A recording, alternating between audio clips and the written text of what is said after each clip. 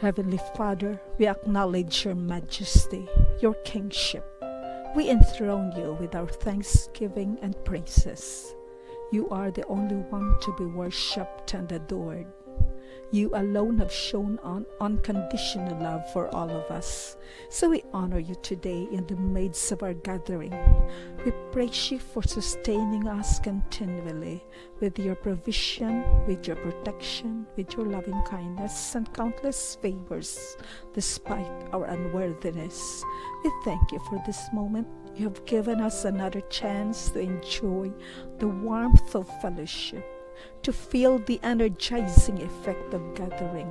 Help us to consider you as our partner in every endeavor and undertaking we can have today. Help us to show forth your glory. Help us to uphold your peace and truth. May harmony bind us, and may your love be reflected by us, and this love that comes from you be shared with others this blessed day. In the precious name of Jesus we pray. Amen.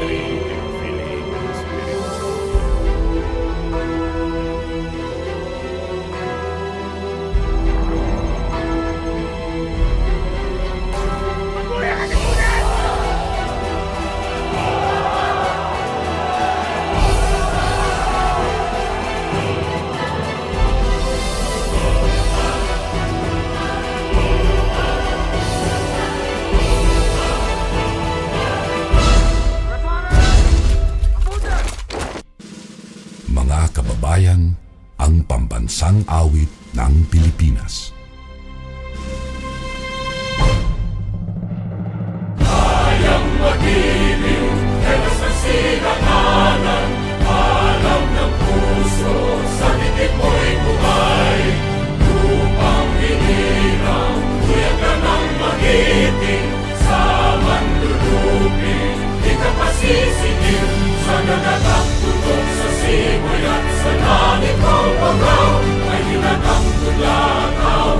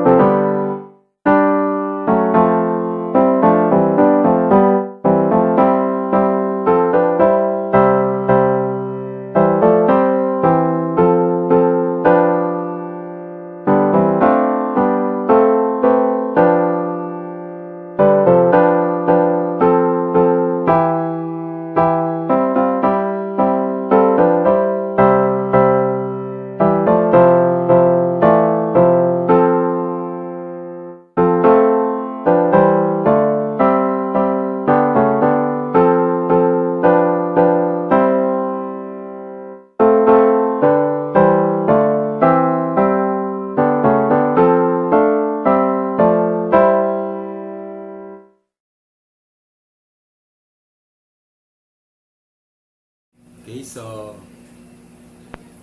sa lahat ng magulang, dari Giriamaku, Andarayan, Kauta, Andarayan, North, Andarayan South, Natapyan East and West, Basi East and West, Bangag, Lanna, at Bawan, Kataran, and also to the students who helped their parents in joining in this webinar. And my salute to Mark Eric Ticapia, who initiated the program, and all senior high school teachers, headed by Jennifer Liu and Ma'am Elvira, also Ma'am Fe.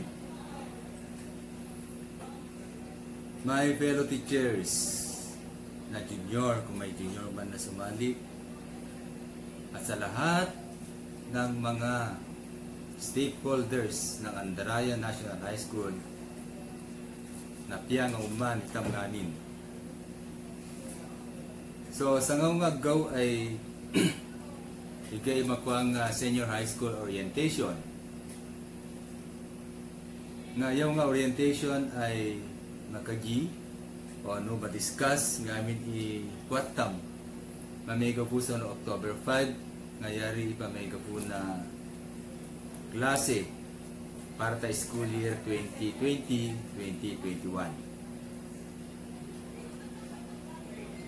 So no October 5 mamega po i-klase iga modules nga may distribute o may drop tarita barangay hall yari makaji nga drop off point na modules ira nga niya pa ita envelope na kadatadday. So, meaning to say, plastic, we are providing plastic envelope for all the modules per student, per barangay. So, importante nga makagino no si tao i-barangay no antre no sindi ka pa imaya nga umay nga madrop tari ta eskwela nga taga Andarayan North, pwede laman. So, dapat you make an arrangement with the advisor or with the advisor of your children o sa mga advisors ninyo, my dear students, kung saan nyo pipiliin na kunin yung modules ninyo.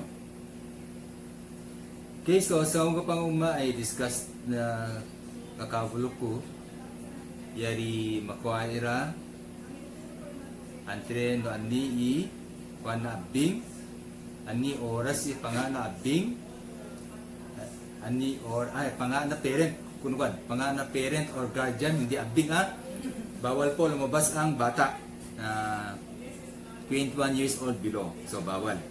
So parent or guardian yung mga ta modules, so i-discuss namin niya ito na senior high school teachers no kunisi may distribute kunisi pa nga antren mo kunisi ipangitoli no. So igasaw mayawang schedule ngayari ibulutan no. First and second week mayawa ni kamo nga kuan na eskwela nga module. So meaning to say October 5 at deso no October 5 at deso no October 9 and then October 12 at deso no October 16. Then onward o yung yari tumunok ka na nga weeks ay iyawa na division office. Sangaw, artam nga may promesa nga yari succeeding weeks nga modules ay 1:1. So, ma-ready mo naman baga ma-convert modular instruction ta blended. Ani yari blended? Yari blended ko waragi ira ay yari yuri kuan combination na module kasi baga kurang i-module nga may distribute entre podcasting yari podcast yari maghiraw ka tayo takuan through messenger yari discuss na teacher pero mangulitam sa ta orientation no makwayari. Dati kaji laman ni kamunga. Pero ari labi baga may implementar yari. Implementar sa 2 weeks niya ay sigurado nga modules distribute ta gianakan no nga ameno apan si kamu parent mga ano doban ana no tabawal baka makempuan na pulis ana no ay magapuira. Okay, so yan laman waragira at uli kaya ko mapa-thank you ta sa inyo high school teachers sa initiative na nga magangwa ta orientation through online. At sa parents na laging sumusuporta sa lahat ng programa ng school, maraming salamat po. And welcome to our orientation webinar. Thank you.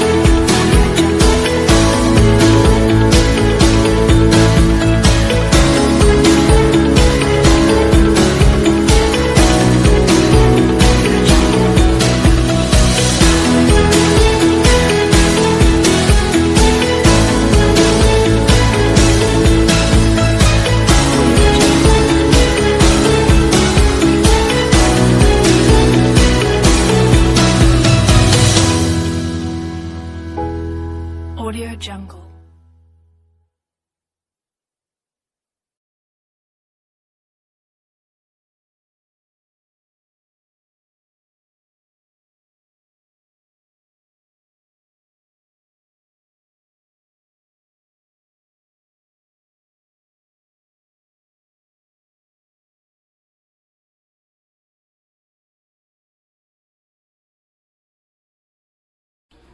Magandang buhay sa mga mag-aaral, mga magulang at sa mga nakakatunghay nitong Virtual Orientation Program.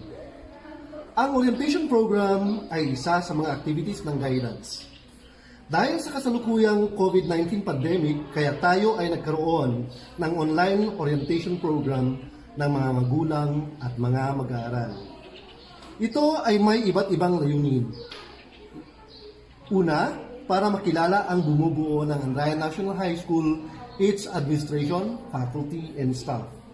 Pangalawa, para malaman ang mga pulisiya ng iba't ibang tracks na ino-offer ng ating eskwelahan tulad ng TVL, STEM at UMS. Pangatlo, para malaman ang grading system. Pangapat, ang immersion program.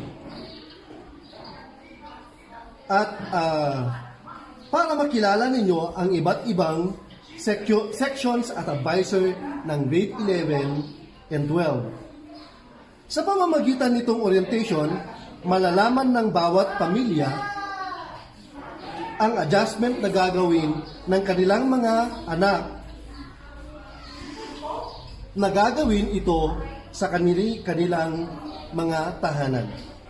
At higit sa lahat ay para maintindihan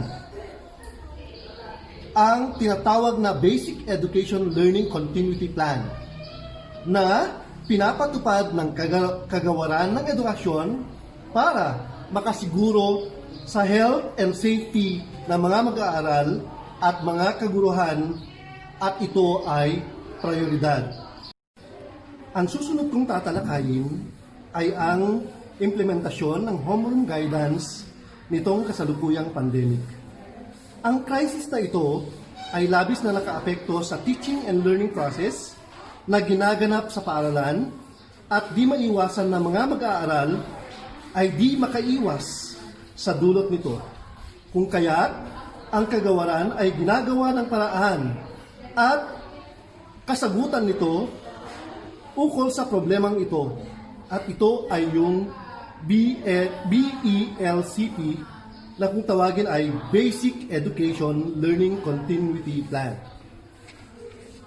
Through the plan was to have the complete implementation of the homeroom guidance in school year 2021 to 2022, accounting the needed preparation such as orientation, capacity building, learning materials development, and the like. Ang kagawaran ng edukasyon ay napakalagang i-offer ang program na ito sa mga mag-aaral from kindergarten to senior high school with select competencies that are lifted directly from homeroom guidance curriculum. Homeroom guidance is a comprehensive developmental and proactive program designed to equip K-12 learners with life skills on 3 dimensions or domains. A. Academic development. B.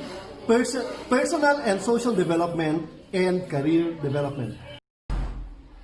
Ang layunin ng homeroom guidance is to produce holistically developed Filipinos who are able to understand themselves, have problem-solving skills, make informed decisions, achieve academic success, plan for the future, and respect individual differences. It envisions learners who can work for the common good of society and love for our country. With this current global pandemic greatly affects our lives, and we all experience the feeling of collective stress. Only we have to do is to take safety measures, and it can be tolerable if we use our healthy coping strategies. Every week ay meron tayong ma-receive na module ng homeroom guidance, at ito ay iyong sasagutan tulad ng ibang signatura. Ito ay malaking tulong para malaman ang iyong strengths and weaknesses, able to discover your hidden skills and talents, and this will be of big help when you will be in college. Sa mga magulang, maraming salamat for entrusting your sons and daughters to Andarayan National High School, and we are partners tungo sa pag-abot ng kanilang mga pangarap. Ipagpatuloy po ninyo ang inyong pagsuporta. Maraming salamat po sa inyong pakikinig, at mag-ingat po tayo lagi. Good morning, dear senior high school learners, and to you, dear parents. I'm going to present to you Basic Education Learning Continuity Plan, or LCP. DepEd embarked on the development of the Basic Education Learning Continuity Plan to enable learners of basic education to continue learning and for teachers to be able to deliver instruction in a safe work and learning environment amid the COVID-19. The following were the processes that DepEd did to foster Basic Education Learning Continuity Plan. First, the streamlining of the K-12 curriculum into the most essential learning competencies or the MELC. Ano po ba ang sinasabi nilang MELC? MELC stands for Most Essential Learning Competencies. These are the competencies or mga kasanayan na kailangang linangin ng mga mag-aaral para ready sila sa kinabukasan. So, instead na yung curriculum natin ay may mahabang mga competencies, chinap down na. Binawasan ito para maging swak sa timeline given to us this pandemic situation. So, ang second step is the learning modality, the learning delivery modality. We have 4. The first is face-to-face, o with the word alone, face-to-face, harapan, wherein the learners and the teacher are both physically present in school. Kagaya ng dati, there is interaction between the teachers and the learners. But, ngayong pandemic situation, meron tayong limited number of students in a class. Number 2 is distance learning. This refers to a learning delivery modality where learning takes place between the teacher and the learners who are geographically remote from each other or malayo, from the word distance na po. So this modality has 3 types. The first is modular distance learning, na kung saan ito yung i-adapt natin sa Andarayan National High School. Ito ay yung may gagamitin na SLMs or modules, printed materials na ibibigay sa mga anak natin para yun ang gamitin nila sa pag-aaral ng mga competencies na ibibigay. Number 2 is online distance learning or ODL. From the word distance learning po, this involves individualized instruction that allows learners to use self-learning modules in print or digital format, whichever is applicable in the context of the learner, and other learning resources like learners' materials, textbooks, activity sheets, study guides, and other study materials. Another is online distance learning. This features the teacher as facilitator lang po, engaging learners' active participation through the use of various technologies accessed through the internet.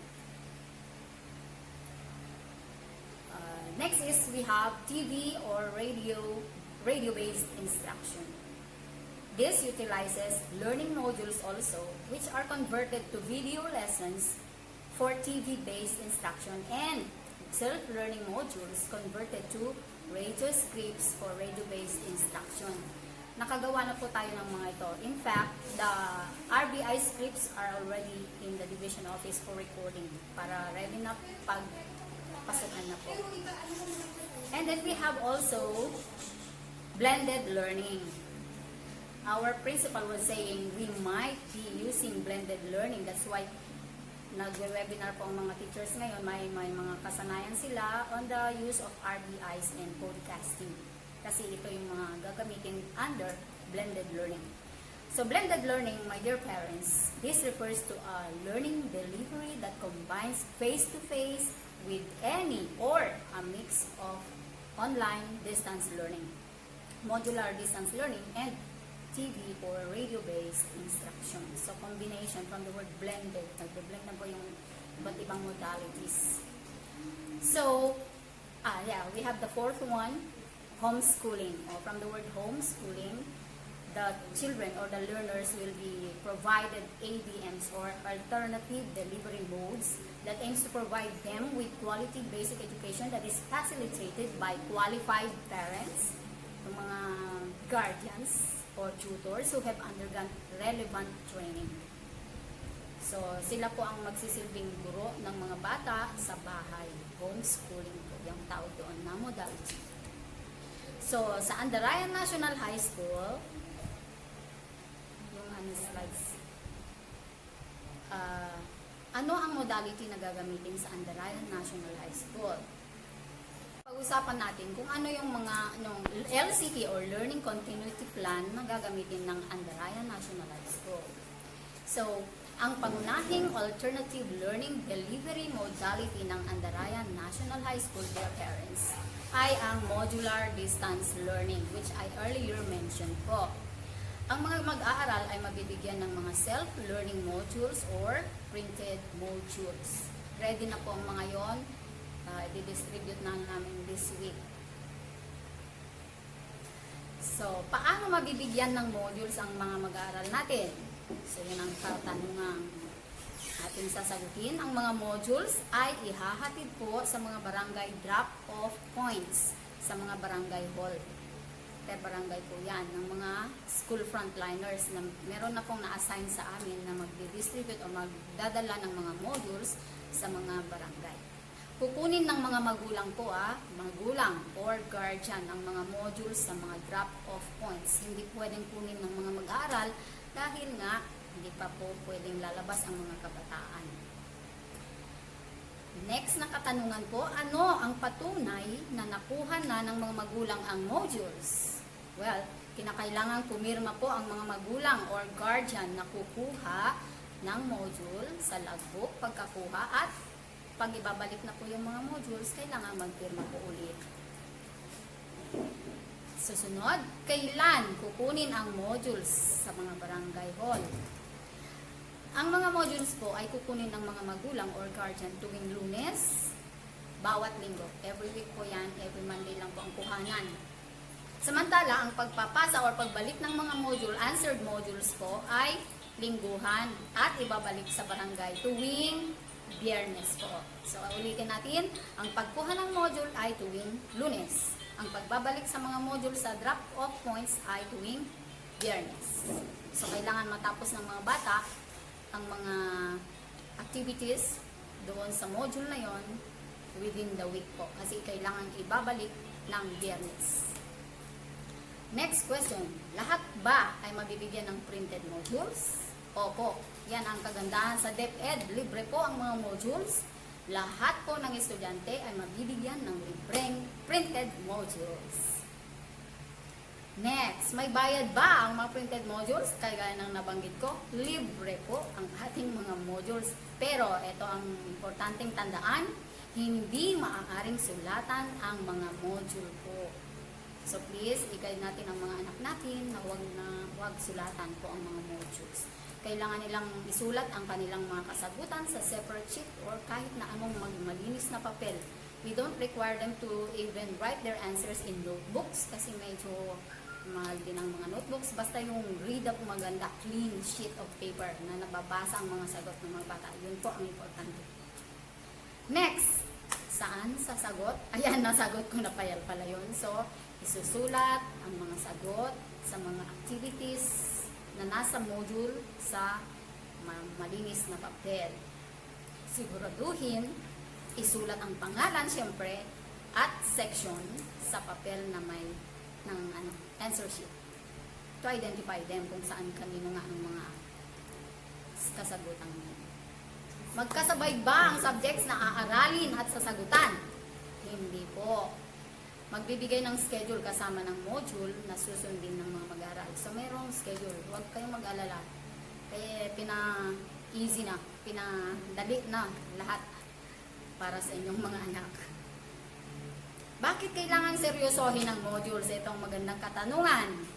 Sapagkat po, maaaring magkaroon ng buwan ng pagsusulit. Kaya kailangan po siguraduhin nilang tapusin ang module. Sagutin ang mga activities na nakalagay doon. Kasi nga, baka magkaroon tayo ng buwan ng pagsusulit or monthly assessment upang matiyak na nalinang nga ng mga mag-aaral ang bawat learning competency. Para kung hindi nila ma-master, syempre kailangan nating mag-isip ng alternative way for them to master the competencies. Next, saan ipapasa ang mga nasagutang modules? Nabanggit ko na po kanina yan. Ang mga nasagutang modules ay ipapasa ng mga magulang o guardians sa mga school frontliners na nakatalaga sa bawat barangay at sa barangay drop-off points o barangay hall kung saan kinuha. Doon din ibabalik. Pwede bang mag-aaral ang kumuha ng module sa barangay hall? Nako, hindi po. Hindi po pinapahintulutan ng mga mag-aaral na kumuha ng sarili nilang module sa barangay hall. Hindi po pwede yun. Kasi nga, meron tayong policy or mga rules na hindi pwedeng lalabas ng bahay ang mga kabataang may edad 21 below. Maliwanag po, hindi po pwedeng mag-aaral ang kukuha sa module. That ends my talk. Thank you!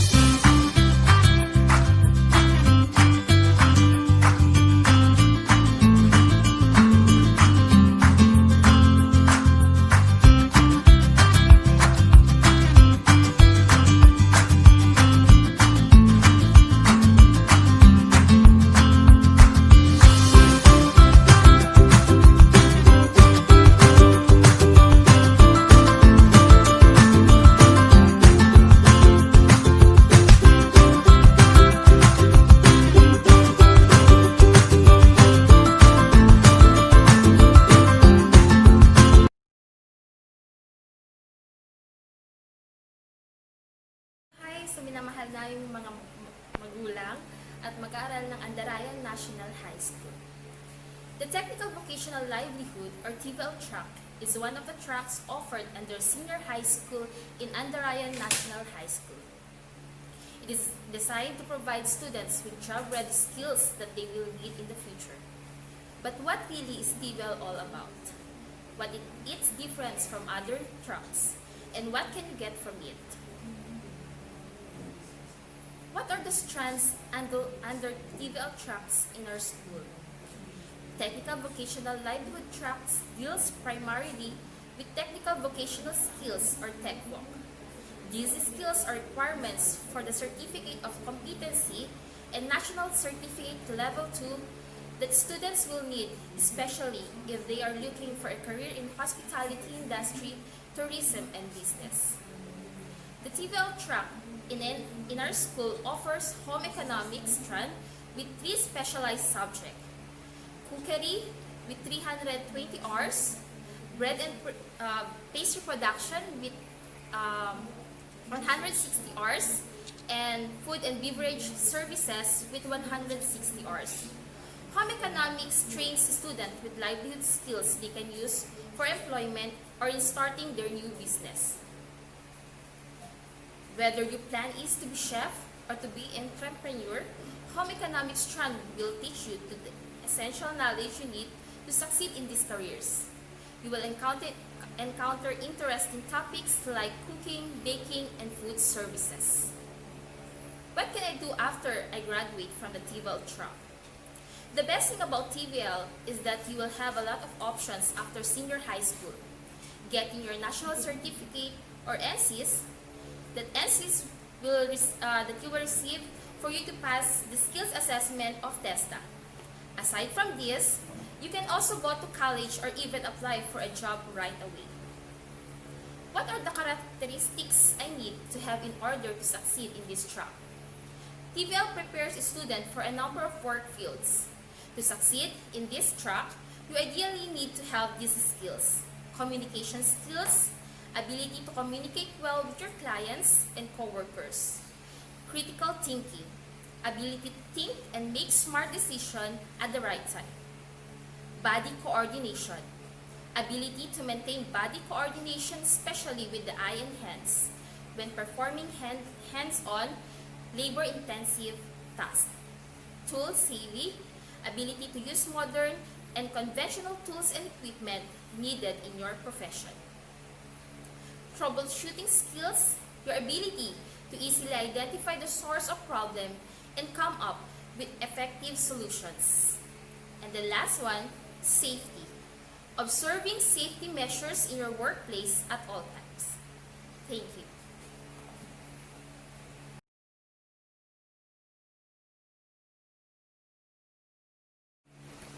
Sa mga mahal naming mga magulang, mga mag-aaral, at buong pamayanan ng Andarayan National High School, isang mapagpalang umaga po sa ating lahat.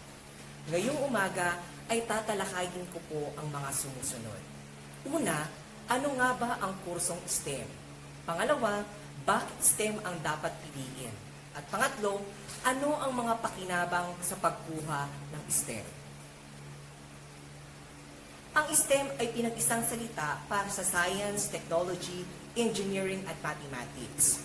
Ito ay isang strand na nakapaloob sa academic track ng bagong kurikulum pang-edukasyon sa Pilipinas na inihahanda ang mga mag-aaral na nasa sekundarya antas na nais kumuha ng kurso sa kolehiyo na naglalayong magkamit ng antas ng bachelor sa agham.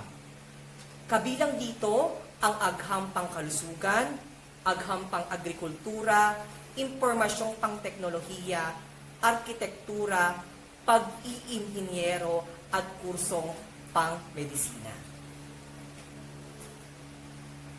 Ang mga kasanayan na dapat isaalang-alang ng isang mag-aaral ng kursong STEM ay ang pagkakaroon ng kakayahang makapag-analisa, makabuo ng mga proyekto at kakayahang makapag-isip ng mga konklusyon mula sa mga resulta ng isang pananaliksik.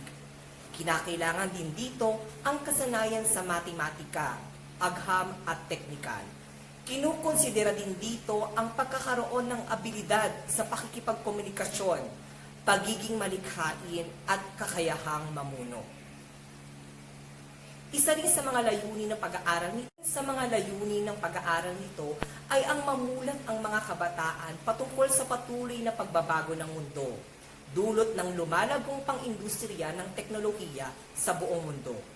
Kaya napapabilang ang STEM sa iba pang espesyalisasyon na mayroong programang K-12 ay para makatulong sa paglikha ng mga susunod pang henerasyon ng mga profesional sa larangan na kaakibat ang mga asignaturang ituturo sa kursong ito.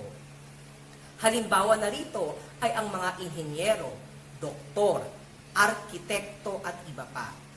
Kung ating pangsusuriin ng maigi ang kursong ito sa senior high, mababatid natin na napakalawak ang sinasaklaw. Patunay lamang isa ito sa pinakakomplikadong kurso sa antas ng pangsekundarya. Sa kabilang banda, isa rin ito sa may pinakamalaking posibilidad na makapaghanap ng trabaho sa bansa, maging sa buong mundo dahil sa dami ng oportunidad na inaalok para sa mga nais magtrabaho sa larangan ng siyensya, teknolohiya, pag-iinhinyero at iba pang may kinalaman dito. Makatupid, ang STEM ay isang kursong pang-sekundarya na nagsisilbing pintuan patungo sa napakarami pang posibilidad at pag-unlad na maaaring maganap sa ating mundo. Isinusulong nito ang kakayanan ng isang mag-aaral sa pagresolba ng problema gamit ang iba't ibang sangay ng agham at siknayan. Ang kursong STEM ay hindi lamang isang programang pang-edukasyon na nagbibigay kaalaman sa mga mag-aaral. Bagkus, ito ay isang instrumento na nakapagpapaunlad sa isang individual. Ang mga kaalaman na nakapaloob dito ay maaari nating magamit para sa pagtupad at pag-abot ng ating mga mithiin. Isa na dito ang pagkakaroon ng isang disenteng trabaho tulad ng mga sumusunod. Inhinyero, maaaring maging sibil, mechanical, chemical, electrical, industriya at iba pa. Maaari ka din maging arkitekto, doktor, siyentipiko, chemist, computer programmer, software developer, pharmacist, computer system analysis, IT manager, pagdedentista, nurse, biologist, and physicist. Dito, mayroong malaking porsyento na magkaroon ng trabaho ang isang mag-aaral sa kadahilanan patuloy na lumalago ang industriya ng siyensya. Sa buong mundo, kalakip na nito ang pagtuklas ng mga makabagong medisina at pamamaraan upang manggamot. Kasama na ng patuloy na pagbabago ng mundo ay ang pag-unlad din sa paggamit ng teknolohiya sa ating pang-araw-araw na pamumuhay. Dulot nito, dumarami rin ang mga trabahong may kinalaman sa teknolohiya at makinarya. Ang stranding STEM ay naglalayong mas maging sibilisado pa ang ating mundo sa pamagitan ng pagtuturo sa mga kabataan kung paano dapat gamitin ang mga asignaturang tulad ng matematika at agam sa pagtatayo ng makabagong istruktura sa pamayanan. Ito ang unang hakbang patungo sa inaasam mong trabaho sa ating industriya. Pangalawa, ikaw ay mahahasa sa pag-iisip ng mga bagay-bagay. Pangatlo, tuturuan kang maging isang matagumpay na individual. Pang-apat, angkop ito sa maraming kurso na maaari mong kunin sa kolehiyo. Pang-lima, marami kang pwedeng matutunan. Pang-anim, mas mahasang iyong kakayahan sa pag-iisip at ito ay maging malaking tulong sa iyo. At panguli, marami ang matutulungan gamit ang mga kakayahang matututunan mo dito. Maraming salamat po.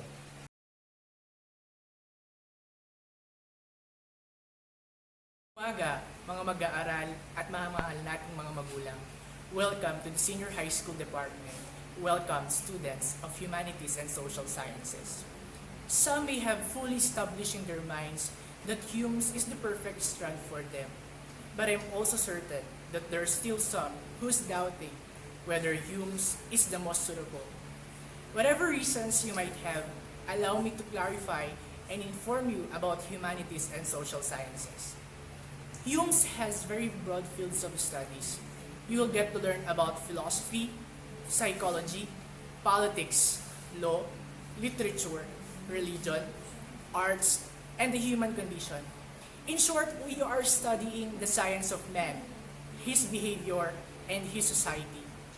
I know that there are some questions lurking in your mind, and allow me to answer some of them. Question: I have difficulty in oral and written communication. Can I pass in academics that require these skills? One of the misconceptions about humanities and social sciences is that oral and written communication are the only requirement. While it is true that having these skills is an advantage, it does not cover the entirety of the strand. If you have doubts about yourself, we are here to help you. We believe in the diversity of learners, and we will tap that skills for your learning. So cheer up.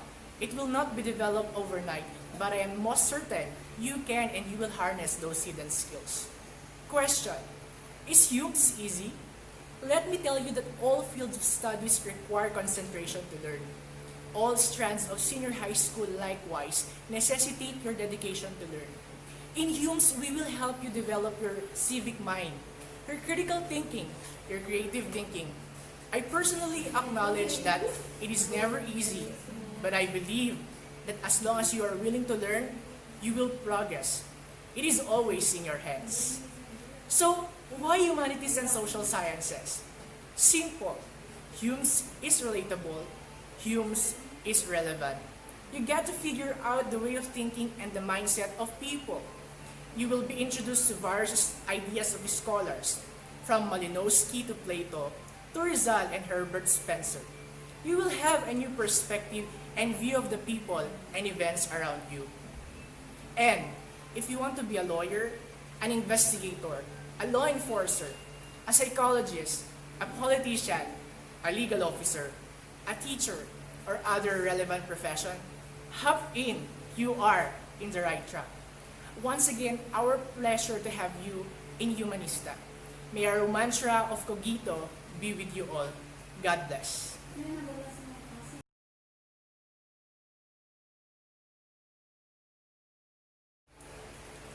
Isang mapagpalang araw sa ating lahat. Ako ay taos-pusong nagpapasalamat sa paglaan ninyo ng oras upang kami ay inyong samahan sa ating virtual orientation.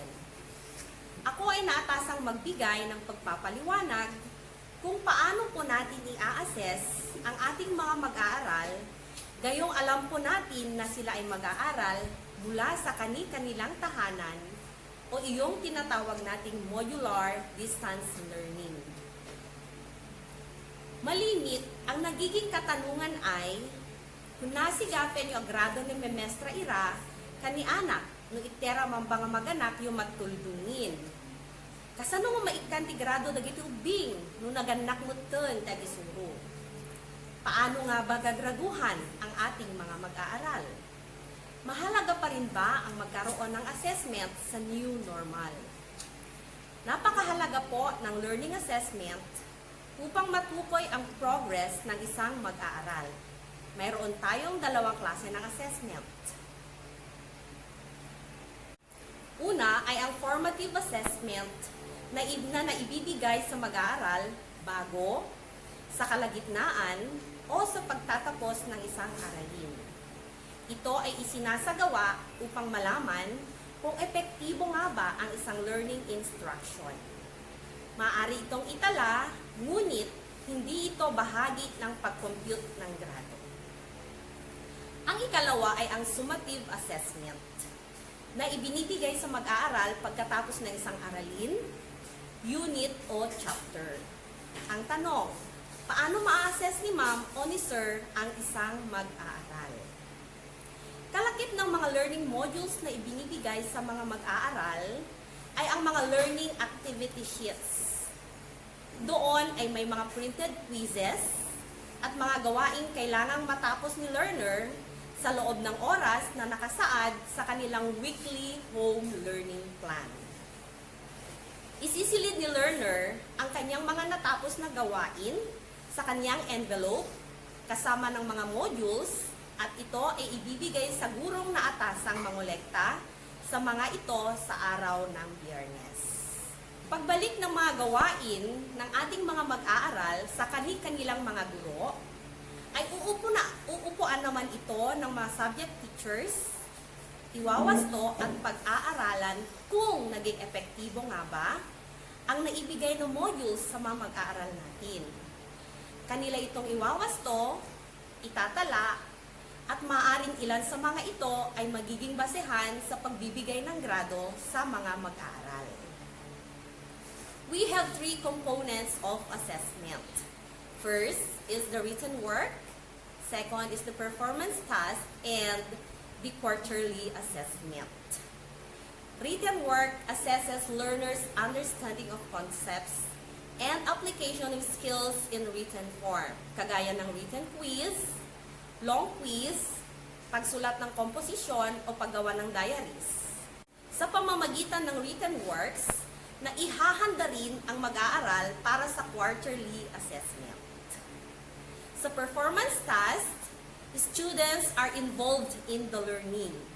Huwag po nating babatikusin ang ating mga mag-aaral kung binivideo nilang kanilang mga sarili habang sumasayaw, sapagkat maaring ito ay bahagi ng kanilang performance task. Iba pang halimbawa nito ay ang paggawa ng vlogs or blogs, artworks, posters, composition writing, or research writing. Sa pamamagitan nito, nabibigyan ang mga mag-aaral ng pagkakataong i-express ang kanilang mga natutunan sa iba't ibang pamamaraan. At ang panghuli ay ang quarterly assessment, or ito yung kadalasang tinatawag nating periodic test. Layunin nitong sukatin ang pangkalahatang natutunan ng mga mag-aaral sa isang quarter o grading period. Sa ngayon, wala pang inihuhulog na direktiba ang DepEd kung may pagbabago ba sa grading system ngayong new normal. Base sa DepEd Order No. 8, Series of 2015, ang pinakamababang grado na dapat makuha ng isang mag-aaral upang makapasa sa isang subject ay 60, which is transmuted to 75 in the report card. Gaano nga ba kabigat ang bawat component ng summative assessment?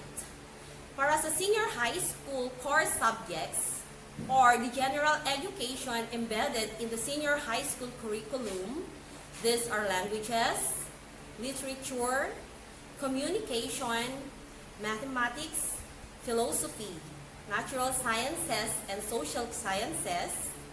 We have written works, 25%, performance tasks, 50%, and quarterly assessment is 25%. For research work and work immersion in the academic track, or dun sa STEM, Humes and gas natin, written work is 35%, performance task is 40%, and quarterly assessment is 25%. For the other subjects still in the academic track, STEM, Humes, and gas, written work is 25%, performance task is 45%, and quarterly assessment is 30%. And for our TVL applied and specialized subjects, including work immersion and research, written work is 20%, performance task is 60%, and quarterly assessment is 20%. In the senior high school, there are 2 quarters that determine the final grade in a semester. At the end of the second quarter, final grades will be computed for the first semester. At sa pagpasok ng second semester ay panibagong set of subjects na naman po ang papag-aralan ng ating mga anak. Tanong, Ma'am, paano po yung classmate ng anak ko? May kapatid siyang guro at siyang gumagawa ng lahat ng activities nung bata. My dear parents and guardians, ito na rin po yung pagkakataon nating ituro sa ating mga mag-aaral, sa ating mga anak, ang halaga ng katapatan. Sapagkat tayo sa DepEd ay naniniwalang ang katapatan ang siyang pinakamahusay na patakaran.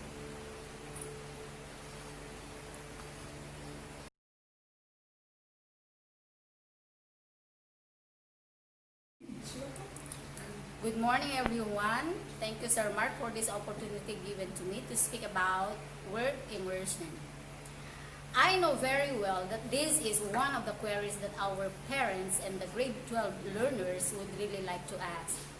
It's a good timing that while I was browsing the net, I came across a memorandum from the Office of the Curriculum and Instruction through the Bureau of Curriculum Development of DepEd Central Office, stating the guidelines for work immersion implementation during crisis situation. Before I proceed to the guidelines, may I just give you a bird's eye view of what work immersion is. Work immersion aims to provide senior high school learners with opportunities to familiarize themselves with the workplace, to simulate employment, and to apply their competencies in areas of specialization or applied subjects in authentic work environments. However, its implementation must be flexible enough to fit the complex setup of the needs of learners and the schools and also the partner institutions in the country. So, for this school year, wherein our learners' physical attendance in school is prohibited or limited due to the ongoing COVID-19 pandemic, the implementation of work immersion is assumed to be severely affected in this scenario. However, learning should not stop even during crisis situations. The department is taking a proactive stance in anticipating and planning for various service delivery conditions. Now, here are the guidelines. These guidelines, my dear parents, will only take effect within the school year 2020-2021 for all senior high school students unless sooner repealed, amended, or rescinded based on the continuing changes in the national situation. As stipulated in DepEd Order Number 39, Series 2018, entitled Clarification and Additional Information to DepEd Order Number 30, Series 2017, which is on Guidelines on Work Immersion. Work immersion is a requirement for TVL track, while it is optional for academic, arts and design, and sports track. I repeat, my dear parents, work immersion is a requirement for TVL track, and it is optional with the other strands or tracks.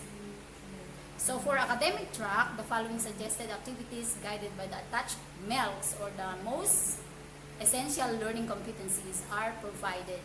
So for STEM, since we only have 3 strands or 3 tracks here in our school, the STEM, HUMS, and GAS, so I'm giving you now the guidelines or the suggested activities for STEM. So in lieu of the work immersion, a capstone project may be done by senior high school teachers under STEM. The following guidelines shall be observed. A. The senior high school learner may have the option to choose the topic related to his or her specialization. B. The senior high school learner is encouraged to relate the project to home or community issues. Yun ang importante po, dear parents. They have to relate their projects to home or community issues and to integrate these to outside of school learning experiences. Hence, the project should encourage learners to think critically, solve challenging problems, and develop skills that will prepare them for college, work, and adult life. The senior high school learner must consider the following in crafting their research. 1. Deriving the research problem, which must be contextualized according to the learner's current situation. 2. Reviewing related literature and or studies. This will be taken up when they will have their research 2 subjects anyway. So don't worry, dear learners, you will be guided, you will be taught on these things as we go on. So I'm just giving you a bird's eye view of this, of what you are expected to do or to come up with in your research subject and in your work immersion as well. 3. Designing methods or ways of understanding. 4. Collecting, analyzing, and interpreting data. Alam nyo na yan. And number 5, reporting the findings. And letter D, it should be clear to all of you, dear learners, that the outputs will be limited to what you and the school are equipped with, which may be different from the research that you would be doing. So it should be noted also that you may be working on a limited support for conducting tests requiring research centers. E, the senior high school learner must maintain a portfolio of findings or results. Yan, magkakaroon kayo ng mga portfolio. You are going to create a final product demonstrating your learning acquisition or conclusion. Example, a paper, a short film, or a multimedia presentation, for example. And submit a pre-recorded video presentation or conduct a live online presentation. Kasi yan ang mga ngayon, yan ang mga modalities natin on how we can submit or we can submit our outputs to our respective teachers. And then, here are some examples of capstone project ideas. 1. Community-based projects, as I've mentioned, community-based dapat. 2. Math investigation, example, providing and formulating theories, which is basically more on library research. Another is document analysis, and wala naman tayo nito, robotics daw, or ICT projects. And then, for humanities, HUMS, and GAS, pagsabayin na natin ito. This subject, work immersion, is designed to provide you, dear students, with the opportunity to integrate your learning in the different learning areas of the humanities and social sciences through a creative, culminating activity. Yan ang maganda. Creative, culminating activity lang tayo. This focuses on the exhibitions or exhibits of authentic products. Yung mga outputs nyo later on, may ilalagay sa isang exhibit. And also, not only these products, but also performances as evidence of your learning in the humanities and social sciences. I-document na lang yung mga yun. Hindi, you need not to report to school to do or to perform these activities. Napay, sir? In consideration of the current limitations, the following may be undertaken by our school. 1. Teachers must program the activities of learners where they can perform the learning competencies within the confines of your homes. 2. Since the subject's performance standard is to produce a creative portfolio that will integrate their learning in specialized learning areas under humanities or social sciences, learners can be asked to, number 1, create a plan to make your portfolio, including your timeline or schedules, the processes that will be involved, and the concepts. B. Write a concept paper. This you learned when you had your subject in EAPD. I hope everybody has taken that subject.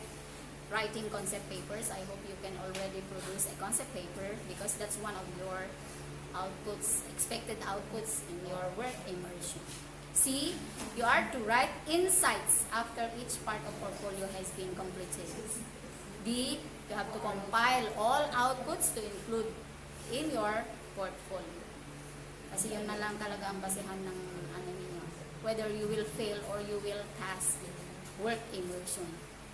And then E. Write an overall reflection and learning based on the evaluation of your teachers, which will be given based on the condition of the workplace or locality.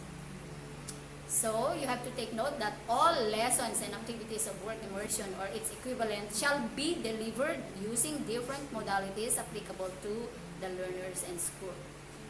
Manual or online submission shall be arranged in consideration to the safety of learners and teachers with the help of the government and non-government organization, if available.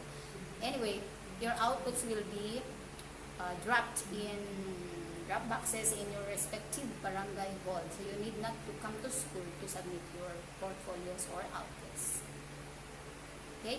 Proper modification of learners' tasks and activities shall be implemented as deemed necessary based on the changes in the learner's condition and in our place. So kung mapagaan na yung COVID-19 situation at mapapayagan na kayong papasok dito sa school, and we pray for that kasi mas maigi din naman yung face-to-face learning encounter kaysa naman sa ganitong situation. Parang ang hirap.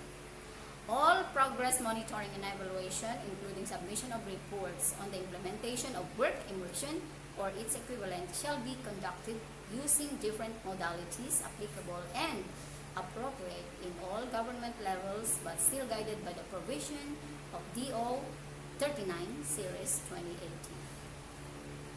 That would be all. If you have questions, please comment on our chat box. Thank you.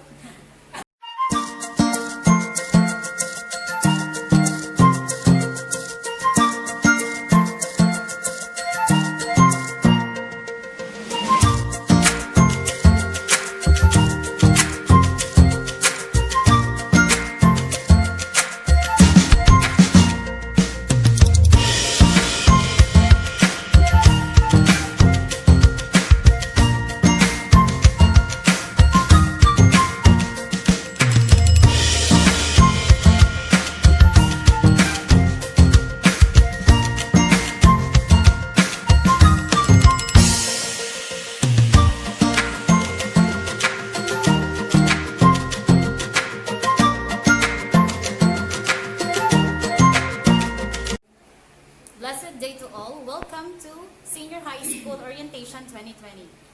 Despite the public health threat we are facing at the moment, we are very pleased with the support and trust you are giving us.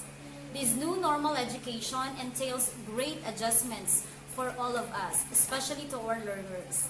But we know, together, we will all be abreast with it eventually. The Department of Education, with its ambition not to freeze this academic year, has provided self-learning modules, or the so-called SLMs, in which Andarayan National High School, Senior High School Department adopted as the learning delivery modality. As mentioned by our DepEd Secretary Leonor Briones, these LMS and the other learning modalities are in place to address the needs, situations, and resources of each and every learner, and will cover all the bases in ensuring that basic education will be accessible amid the present crisis posed by COVID-19.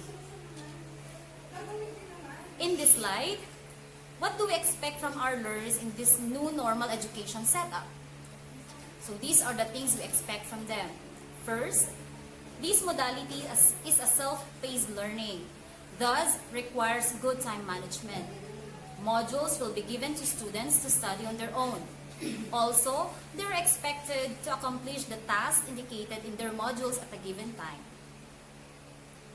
Second, learners must be responsible, focused, and serious in accomplishing their modules. They must take into account that the school year is divided into 2 semesters only, and each semester offers different set of courses or subjects to be completed. If failed to do so, they may as well have to retake the subjects or courses. Lastly, learners should also exhibit utmost honesty in doing their activities. Hence, they should be responsible for their own learning and exhaust other possible resources to help them. We also encourage our learners to approach us, your teachers, if you have concerns. We are very much willing to be of help to you. So, for you to know who your teachers are, may I have this chance to introduce to you the brilliant teachers and advisors of grade 11. To start with, 11 Yums Aquamarine, Mrs. Ruby Rose Abelia.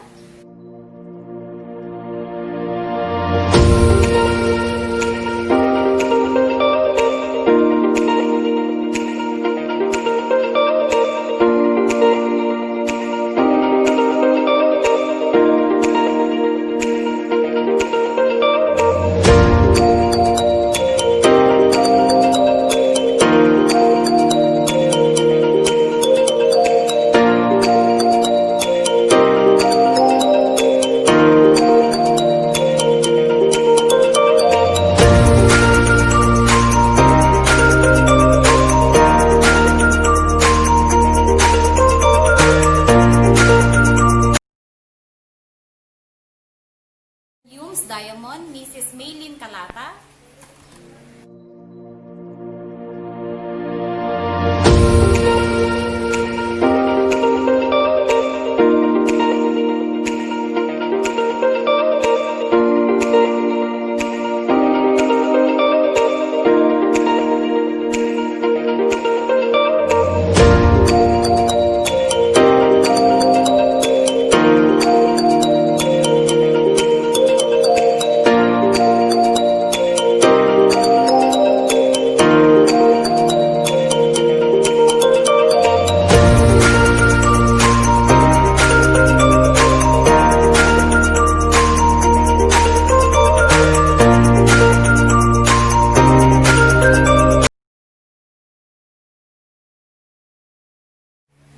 Grade 11 Yums Garnet, Mrs. Nerissa De Asis.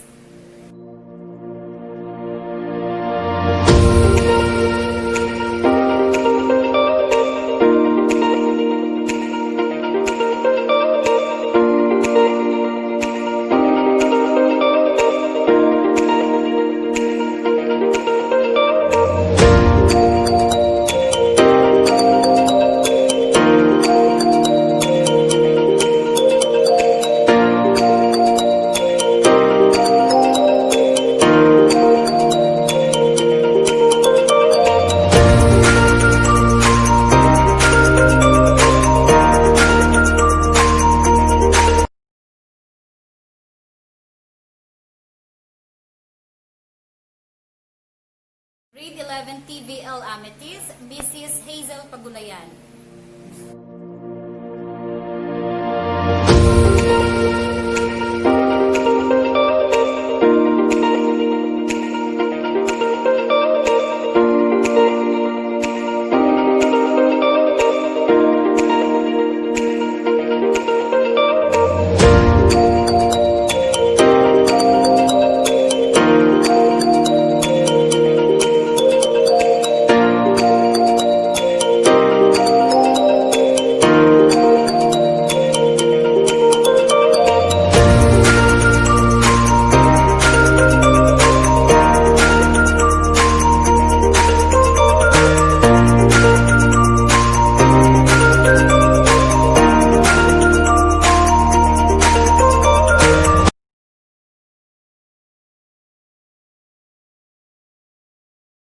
TVL Ruby, Mrs. Janet M. Santiago.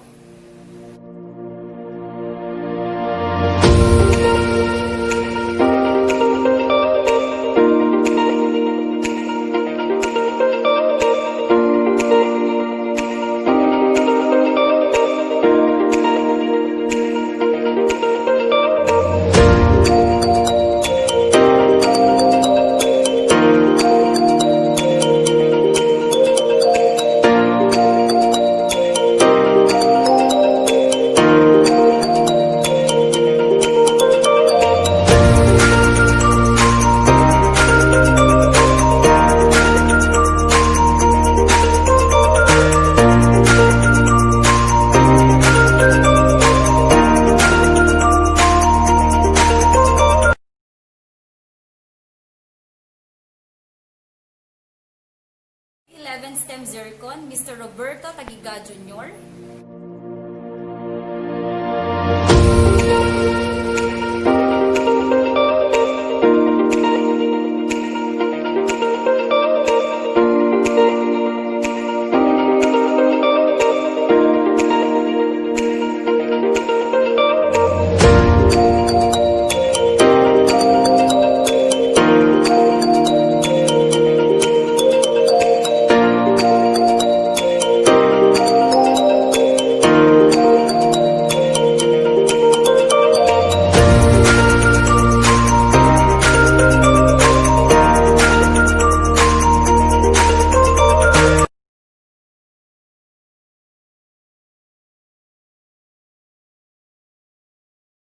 Grade 11 STEM Emerald, yours truly, Mrs. Maria Cristina Baquiran de Asis, and with my co-advisor, Mr. Mark Eric De Capia.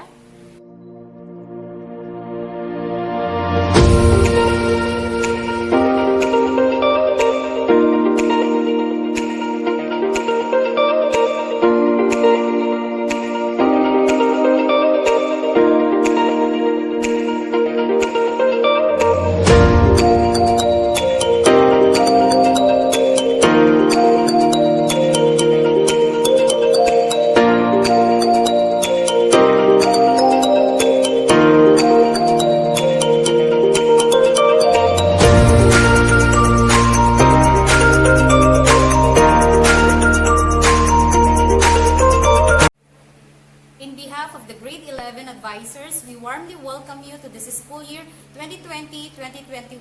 Stay safe, everyone. God bless us all. Good morning, everyone. Thank you, parents, for joining us in this short orientation regarding the new normal in education. Learning must continue. So, amid the COVID-19, we teachers from Andarayan National High School laid some preparations for the opening of classes on October 5, 2020. Since majority of you chose modular system to deliver education to the students, we then encourage each one of you to support us in this endeavor. Let us work and help each other during this time of crisis as we prioritize the safety of the learners. You have a great role and responsibility in guiding your sons and daughters on how to use the modules. At the same time, my dear grade 12 students, You are also expected to do your part. Do your best in answering all the activities in the modules. If you have any questions, talk to or message your subject teachers or advisor. Don't hesitate to reach us out. Rest assured that we, your teachers, will also do our part to assist and teach you to the best that we can. Now it's time for me to present the grade 12 advisors for this school year 2020-2021.